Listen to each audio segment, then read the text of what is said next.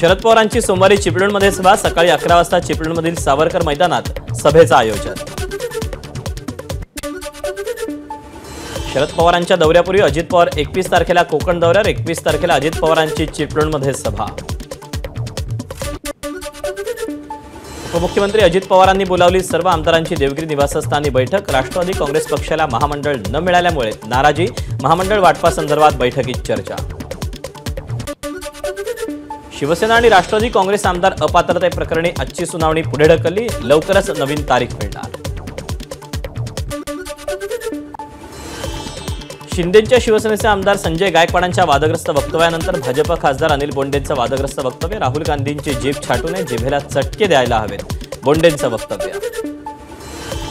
अनिल बोंडे नाही गुंडे, राहुल गांधींवरील बोंडेंच्या वक्तव्यानंतर खासदार वर्षा गायकवाड यांची टीका। अनिल बोंडेंचं मानसिक संतुलन बिघडलंय, त्यांना मनोरुग्णालयात दाखल करा, यशोमती ठाकूर यांची टीका। राहुल गांधींच्या जीवाला धोका, काही लोक त्यांच्यावर हल्ला करण्यासाठी रणनीती आखतात, संजय राऊतांचा मोठा दावा। राहुल गांधी यांच्या सुरक्षेसाठी केंद्र सरकार सक्षम, त्यांच्या जीवाला कोणताही धोका नाही, बावनकुळेंचं विरोधकांच्या आरोपांना प्रत्युत्तर। संजय गायकवाड अनिल बोंडेंच्या वक्तव्याचं समर्थन नाही, मात्र राहुल गांधींची आरक्षणाबाबतची भूमिका अयोग्य, चंद्रशेखर बावनकुळेंचं वक्तव्य। बंजारा समाजाच्या महंत आणि साहित्यिकांच्या शिष्टमंडळानं घेतली उपमुख्यमंत्री देवेंद्र फडणवीसांची भेट, बंजारा समाजाच्या प्रश्नांवर चर्चा। पंढरपुरातील धनगर उपोषणकर्ते माऊली हळदेकरांना रुग्णालयात दाखल केलं, उपोषण सुरू असताना स्टेजवर चक्कर आल्यानं रुग्णालयात दाखल। धनगर समाजाला आरक्षण मिळावे यासाठी पंढरपूरमध्ये मागील 10 दिवसांपासून आमरण उपोषण, उपोषणाला पाठिंबा देण्यासाठी धनगर बांधवांचा माळशिरसमध्ये मेंढ्यांसह रास्ता रोको। जरांगेंना मराठा आरक्षणात रस नाही, त्यांना केवळ मीडियात राहायचंय, जरांगेंची वृत्ती अहंकारी, भाजप आमदार परिणय फुकेंची टीका।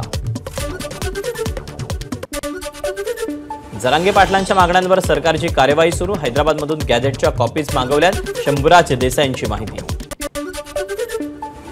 उमरेड विधानसभेच्या जागेवरून भाजप आणि शिवसेना आमनेसामने, राजीव पारवे काँग्रेसचे सिटिंग आमदार होते, त्यामुळे शिंदे गटाचा दावा अमान्य, आपण भाजपच्या तिकिटावर लढणार, माजी आमदार सुधीर पारवे लढण्यावर ठाम। 2019 मध्ये वैजापूर विधानसभा मतदारसंघात पैसे घेऊन उद्धव ठाकरे उमेदवारी देणार होते, शिंदे गटाचे आमदार रमेश बोरनारेंचा उद्धव ठाकरेंवर गंभीर आरोप। तिसऱ्या आघाडीमध्ये एमआयएम पक्षाला नो एंट्री, धार्मिक कटुता निर्माण करणाऱ्या पक्षांपासून दूर राहणार, बच्चू कडूंचं वक्तव्य। नागपूरकरांना मिळाला नवा उड्डाणपूल, नागपूर अमरावती मार्गावरील वाहतूक कोंडीवर उतारा। एबीपी माझा, उघडा डोळे बघा नीट।